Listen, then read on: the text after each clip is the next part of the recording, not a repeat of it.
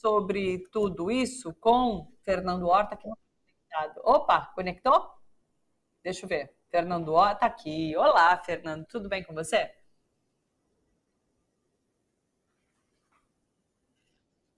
Ah, eu tô sem seu áudio, Fernando. Acho que você está mutado. E não é a Isso, gente isso, aqui. isso. Melhorou? Foi, foi, perfeito. Não, eu estava dizendo que eu estava conectado, sabe que eu não perco um minuto de acompanhar aí o papo com você. Bom estar aqui com você. Um abraço para quem está nos ouvindo. Vamos que vamos, essa semana começa cheia, começa com agitação que não acaba mais. Aqui e na Europa, né, Thalita?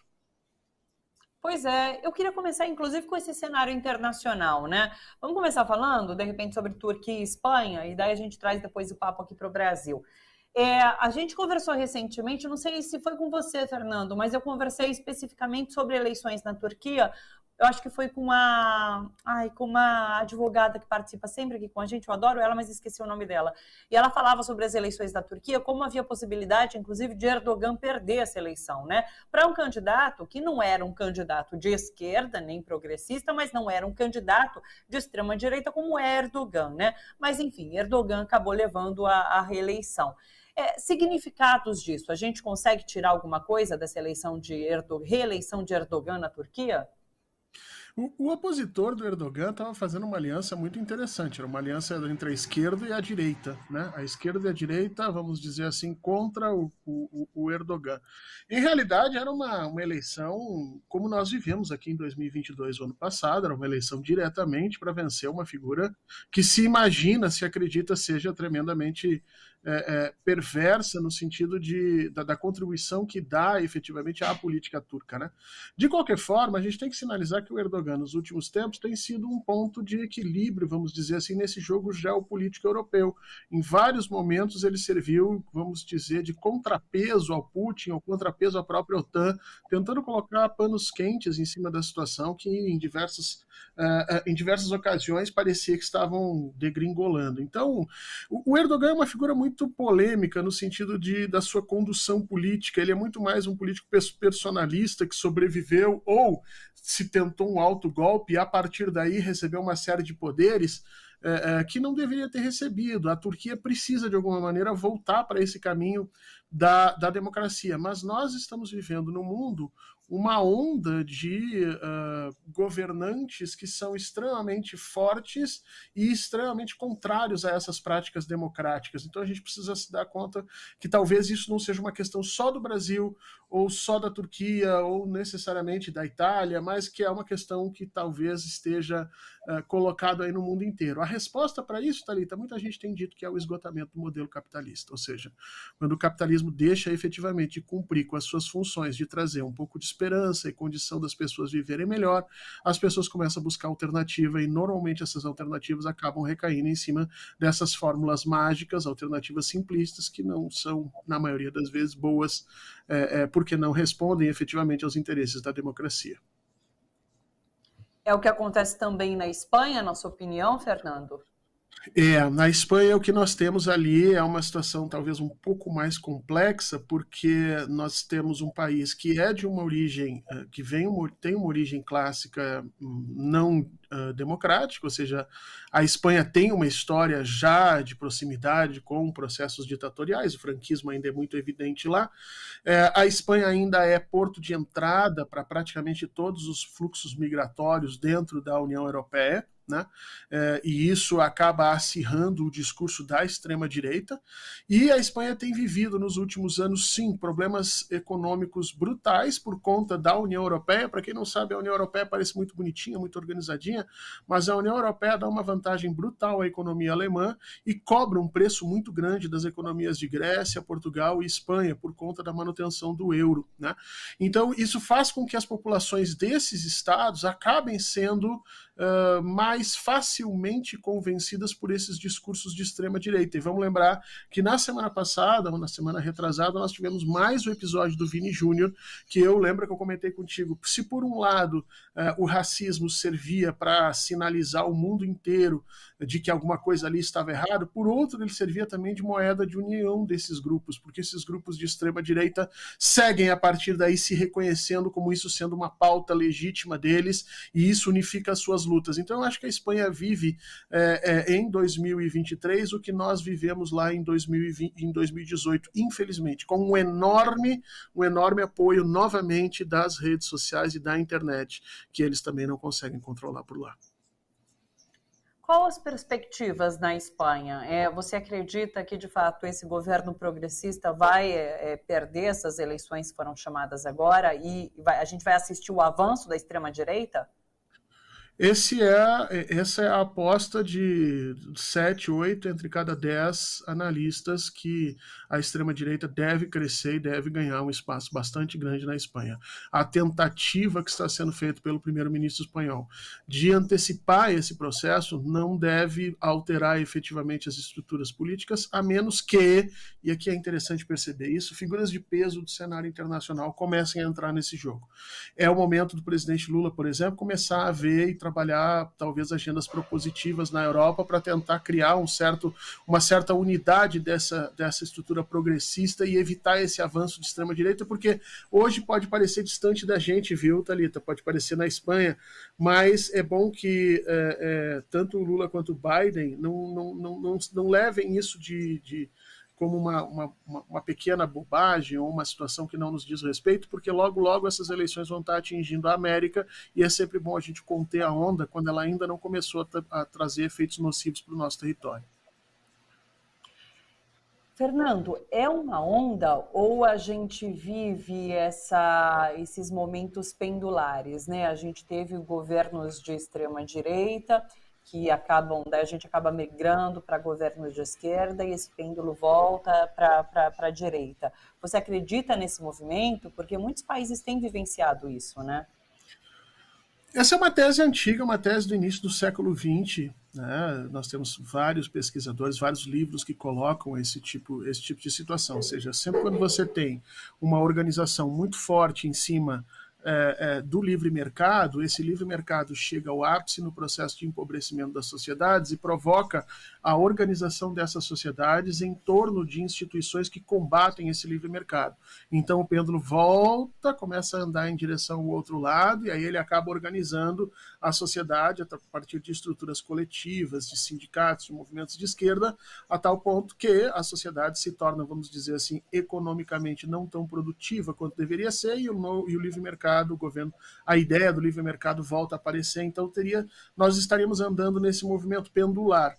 Eu não sei se dá para a gente usar isso como regra, mas o fato é que de 2008 para cá, o que nós estamos vendo em realidade é um enorme crescimento dessas violências antidemocráticas, desses sistemas ditatoriais, ou pelo menos de uma ditadura mais soft.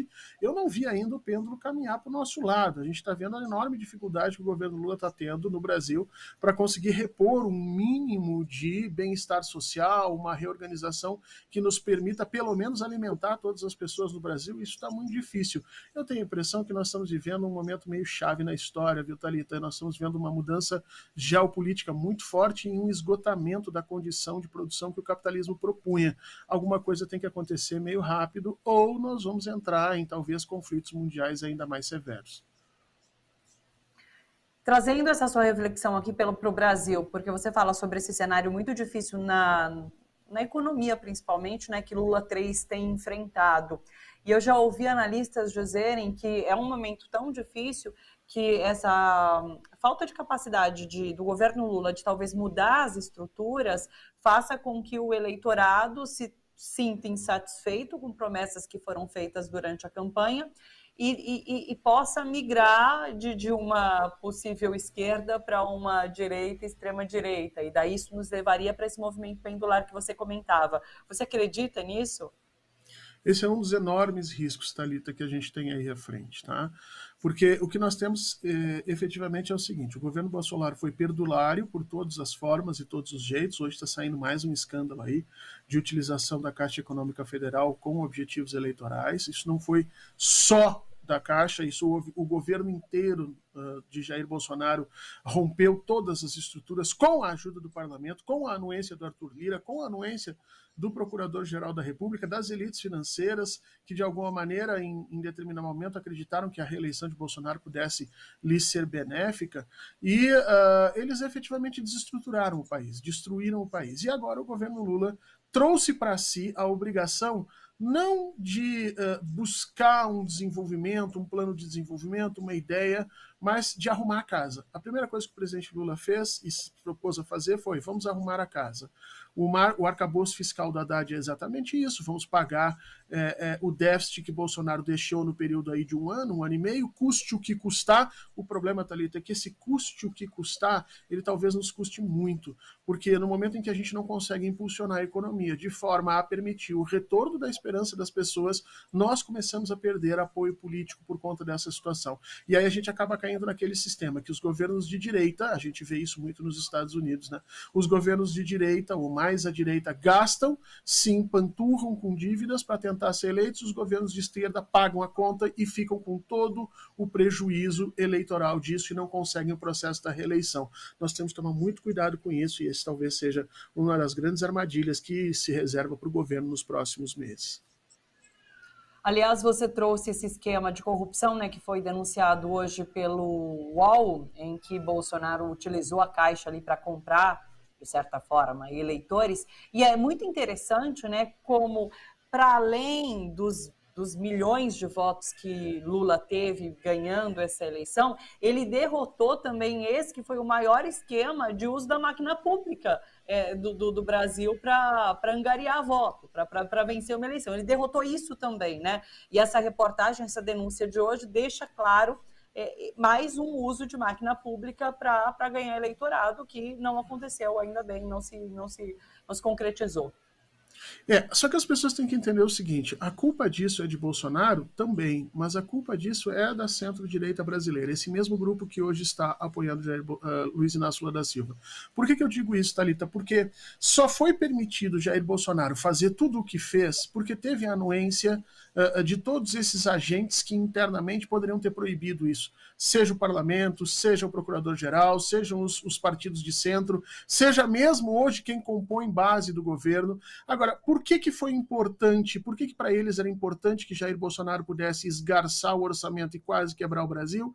E por que é importante que Luiz Inácio Lula da Silva pague o preço de ter que pagar esse custo? Porque com esse tipo de jogada política, esse grupo de centro, ele elimina os dois opositores. Eles tornam Bolsonaro inelegível, porque a partir de agora ele vai pagar por esses crimes, mesmo tendo essa gente sido partícipe, sócia nesses crimes, e eles também tornam Luiz Inácio Lula da Silva menos palatável para o povo brasileiro, porque vai ter que ficar pagando conta com seu orçamento restrito, tendo que arrumar a casa, e, portanto, essa gente que passa em silêncio hoje como defensores da lei, dos bons costumes e grandes apoiadores da democracia, em realidade são os pensadores estratégicos desse plano horroroso que destrói o Brasil e que coloca o governo Lula em uma situação bastante complicada nos próximos meses. Uma pena que a gente tenha aderido a esse tipo de projeto e tenha acertado que isso deve ser importante. Aliás, essa reportagem do portal UOL traz que, olha, esse calote resultante dessa tentativa de comprar eleitorado sobrou para a Caixa. Por causa disso, a matéria informa, o banco chegou ao fim de 2022 com o menor volume de reservas em 162 anos de existência. E a gente sabe que a Caixa é muito importante, inclusive para os programas sociais, né? E ela chega quebrada agora nesse momento. Ela é o banco do trabalhador, né, Thalita? Ela é o banco especificamente que paga os benefícios, o banco que faz os empréstimos a curto prazo, e Bolsonaro só pôde fazer o que fez porque teve o apoio não só do presidente do banco, mas como também do Banco Central. Vamos falar sério, há que se investigar se Campos Neto e as diretorias do Banco Central não estavam com toda essa informação disponível e sabendo que isso era perverso, ilegal e ia ferrar, porque eu tenho a impressão que sim. E aí você começa a perceber o tamanho do problema que a gente está. Porque não é só o Bolsonaro que tem que ser punido por isso. Todo esse grupo decisório, quem permitiu e quem não agiu quando essas coisas estavam fazendo, devem ser punidos. Só que muitos deles hoje estão supostamente do nosso lado, Thalita, fazendo parecer que existe um grande apoio para que o Brasil dê certo, quando na realidade o que eles estão fazendo é servindo de peso morto para que o governo Lula não decole. Para se livrar da justiça, né? Porque, aliás, a análise hoje é de que esse esquema que foi denunciado deixa Bolsonaro a um passo da inelegibilidade. Ele tem sido investigado em vários processos, mas parece, pelas análises que eu li, que esse é o que mais deixa muito claro assim o que foi fraudado, enfim, o que foi utilizado em relação à máquina pública e que levaria à inelegibilidade de Bolsonaro. Você concorda? Eu tendo a discordar um pouco disso. Eu acho que tem tanto motivo para Bolsonaro ser tornado inelegível que um a mais, um a menos não vai fazer muita diferença. Está se fazendo um uso desse processo agora porque é mais um que se coloca nas costas dele. Mas não acho que ele seja responsável somente por isso, ou que sem esse escândalo da Caixa ele não seria inelegível. Ele é inelegível pelo conjunto da obra, por qualquer um desses crimes que se investigue, ele se torna inelegível. A questão é que, infelizmente, ele teve um apoio muito grande das elites brasileiras, e as elites vão cobrar, obviamente, que o governo Lula gaste muito capital político para colocar a inelegibilidade de Jair Bolsonaro. O objetivo deles, Thalita, é muito claro, é fazer com que lulistas e bolsonaristas entrem em discussão uns contra os outros e percam efetivamente suas capacidades políticas. E nós não podemos entrar nessa brincadeira. Nós temos que começar a entender que existe um país para a gente reorganizar, e a gente tem eleições de 2024 e 2026 para entrar com força, ou então teremos sido um mandato tampão que veio para arrumar a casa e pagar o custo dos absurdos que Bolsonaro fez. Aliás, a gente não pode deixar de citar o nome do Pedro Guimarães, né, que era o presidente da Caixa e foi denunciado por inúmeros assédios ali enquanto presidente, e deixou isso tudo acontecer também, né? Deu aval para que tudo isso acontecesse. Eles dois, inclusive Bolsonaro e Pedro Guimarães, devem responder em outras instâncias que não a eleitoral por crime contra a economia. Isso também já está sendo ventilado. Vamos continuar acompanhando. Deixa eu trazer um outro escândalo, ainda falando sobre o Bolsonaro, que é a atuação dele nos atos de 8 de janeiro. E daí o deputado faz parte da CPI, o Rogério Correia, do PT de Minas Gerais, ele fez um requerimento para a convocação de Bolsonaro para a CPI que investiga os atos golpistas e destacou que o ex-presidente deve ser ouvido na condição de principal suspeito da autoria intelectual do que ocorreu em Brasília em 8 de janeiro. Queria te ouvir sobre o início dos trabalhos dessa CPI, dos atos golpistas, e dessa convocatória de Jair Bolsonaro, Fernando. Eu acho um erro convocar o Jair Bolsonaro nesse momento, especialmente na condição de investigado ou de suspeito. Porque, veja, se ele for convocado na condição de investigado ou suspeito, ele não precisa falar nada, ele pode ficar em silêncio, porque na realidade a justiça garante a ele o direito de não se incriminar. Esse é o primeiro ponto. Ele está louco para ser convocado nessa situação, para inflamar a CPI sem necessariamente ter qualquer tipo de prejuízo em função disso. Lembra que na CPI da Covid houve uma tentativa de chamar as pessoas na condição de testemunha, porque como testemunhas eles não podem mentir. Agora, como principais investigadores ou suspeitos, eles podem ficar em silêncio. Então, quando o senador, foi o senador, o deputado que convocou ele, acaba trazendo ele, o Rogério Correia, né, acaba trazendo ele na condição de principal suspeito, pode deixar ele em silêncio, e é tudo que ele quer. Ele quer ir para lá para promover a noção de que está sendo vitimizado, que não tem nada contra ele. Acho um erro estratégico fazer isso nesse momento.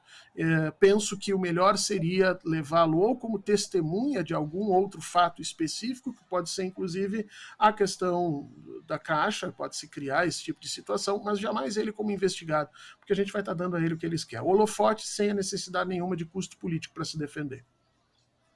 Como você viu o início dos trabalhos da CPI na semana passada? A gente viu aquele bate-boca, muito bate-boca na verdade, e pouca decisão. Como você viu?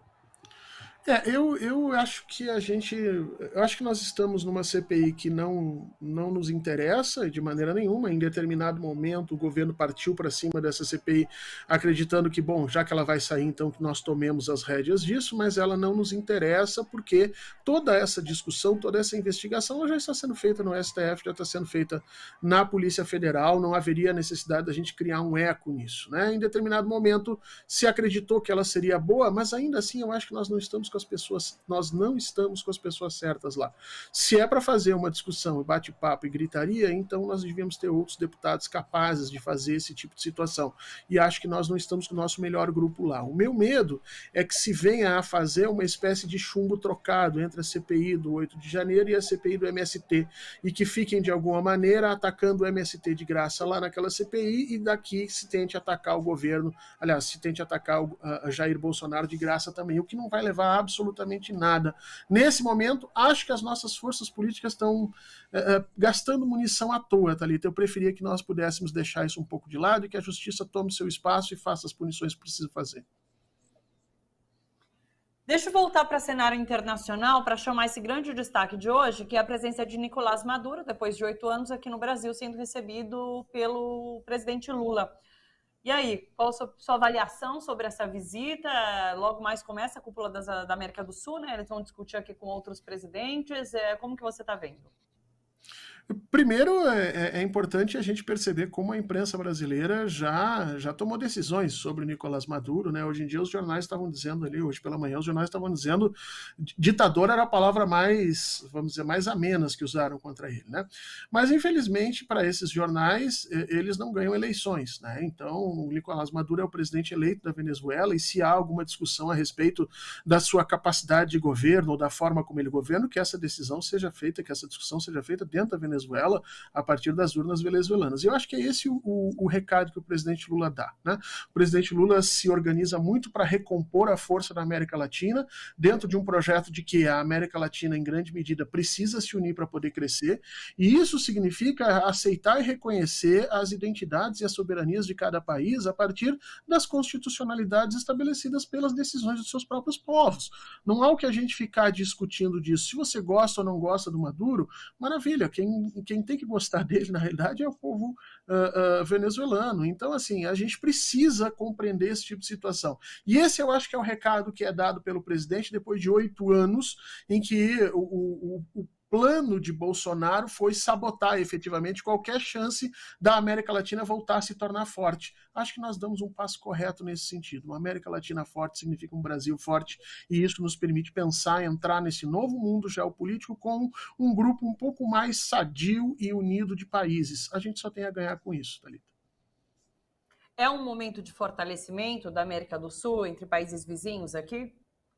Pois é, primeiro a gente está repondo a nossa perspectiva de respeito às identidades políticas, que é o primeiro passo. Que isso tinha sido destruído por Jair Bolsonaro, projeto norte-americano e tudo mais. Então, o primeiro passo é esse, respeitar as diferenças, mesmo que nós tenhamos governos mais de direita no Uruguai, mais de esquerda na Colômbia, mas é preciso respeitar as identidades e as condições políticas da América Latina. O segundo passo, sim, acredito que há uma possibilidade muito grande, especialmente dentro dessa nova ótica do mundo digital, de que nós possamos avançar no interesse de projetos de união que possam nos colocar no século XXI em condições de aproveitarmos essas novas ondas de tecnologias e industrialização para que os nossos territórios voltem a crescer, gerar renda, gerar emprego, inserção política e inserção social. Acho que esse caminho é excelente e damos esse primeiro passo. O problema é que nós temos pouco tempo para isso, temos mais só 3 anos de governo Lula, e imaginamos que, só estou contando o primeiro, claro, não está contando o processo de reeleição ainda, mas precisamos meio que apressar o prazo disso, viu, Thalita? Porque a América Latina já tem um histórico de saber andar junta, e a gente precisa retomar esse histórico o mais rápido possível para que esses efeitos possam ajudar as nossas economias, tanto do Brasil, quanto da Venezuela, quanto de Cuba, Colômbia, Equador, Peru, e a gente aí vai andando um pouco mais, um passo um pouco mais apertado, mas pela necessidade de desenvolvimento que nós temos, que é premente. A gente vai estar acompanhando essa cúpula da América do Sul e trazendo as notícias e avaliações por aqui. Fernando, expectativa para a semana, qual vai ser o ponto alto? Eu acho que a gente tem que ficar de olho nas formas como a Espanha vai lidar com essa antecipação de eleições.